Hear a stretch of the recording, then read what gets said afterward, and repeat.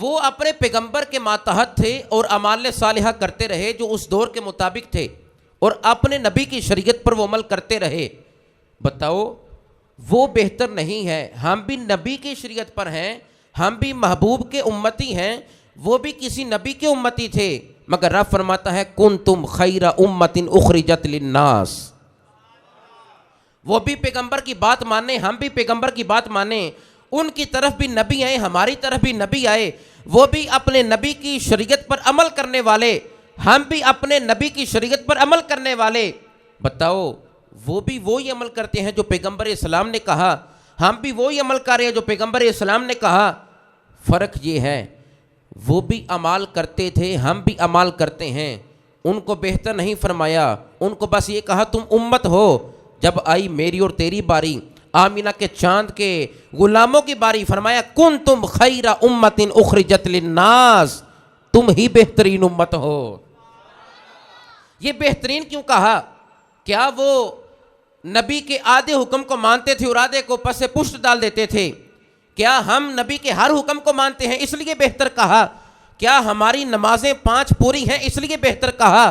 کیا ہمیں قرآن دے دیا؟ ان کو کتابیں بھی ملی، ہمیں بھی کتاب ملی، ان پر بھی احکامات آئے، ہم پر بھی آئے، وہ بھی امت ہم بھی امت، ان کی طرف بھی نبی آئے، ہماری طرف بھی نبی آئے، کیا وہ بھی وہ اعمال صالحہ کرنے والے، نبی کی شریعت پر عمل کرنے والے، ہم بھی اعمال صالحہ کرنے والے، خدا کے بندے نبی کی شریعت پر عمل کرنے والے؟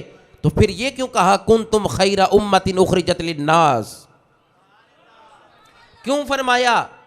کیا ہمیں رمضان دے دیا اس لیے فرمایا؟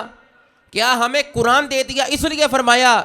کیا ہم 5 نمازیں پڑھتے ہیں، فجر، ظہر، عصر، مغرب، عشاء، اور کیا ہمیں رمضان کی راتوں میں شب قدر عطا فرمائی اس لیے بہتر کہا؟ کیا ہم نوافل پڑھ لیتے ہیں اس لیے بہتر کہا؟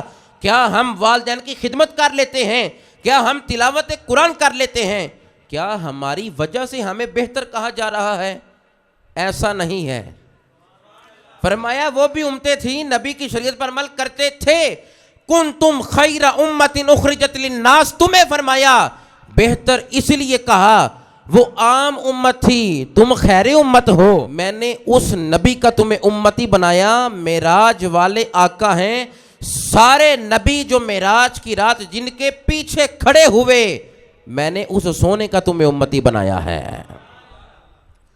پتہ چلا نبوت میں فرق نہیں، درجات میں فرق ہے، پیغمبر اسلام کی تبلیغ میں فرق نہیں، ان کی نبوت اور رسالت میں فرق نہیں، نبوت اور رسالت میں سارے برابر ہیں، مگر اللہ نے مرتبے دیے، اللہ نے درجے دیے، اللہ نے فضیلت دی۔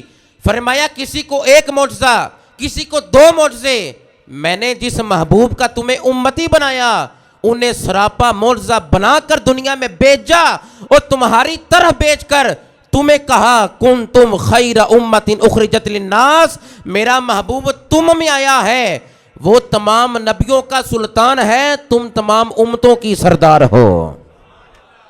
فرمایا کنتم خیر امت اخرجت للناس، تمہیں بہترین اس لیے فرمایا کہ محبوب تم میں آئے ہیں۔ نبوت میں فرق نہیں، درجات میں فرق ہے، رسالت اور نبوت میں فرق نہیں، درجات میں فرق۔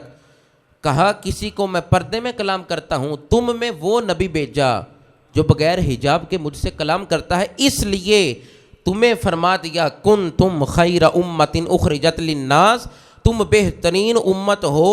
اس کی آگے خصوصیات بھی آپ کے سامنے عرض کرنے والا ہوں۔ اب قرآن نے کہا کس لیے بہترین امت ہو؟ تأمرون بالمعروف، تم نیکی کا حکم کرتے ہو، وَتَنْهَوْنَ عَنِ الْمُنْكَرِ، اور برائی سے روکتے ہو، اور آگے فرمایا وَتُؤْمِنُونَ بِاللَّهِ، اور اللہ پر ایمان رکھتے ہو۔ بہترین امت اس لیے ہے کہ جو نیکی کا حکم دیتی ہے، برائی سے منع کرتی ہے اور اللہ پر ایمان رکھتی ہے، اس لیے فرمایا تم بہترین امت ہو۔ اور بہتر لوگ بھی وہ ہوتے ہیں جو نیکی کا حکم دیتے ہیں، برائی سے منع کرتے ہیں اور اللہ پر ایمان رکھتے ہیں۔ اب قرآن بتلا رہا ہے، قرآن سمجھا رہا ہے، بہتر بندہ وہ ہے، بہتر امتی وہ ہے، بہتر مرید وہ ہے کہ جو برائی سے دور ہو جائے، نیکی کی طرف آ جائے اور اللہ پر پختہ یقین رکھے، وہ بہتر بندہ بھی ہے، بہتر امتی بھی ہے اور بہتر مرید اور شاگرد بھی ہے۔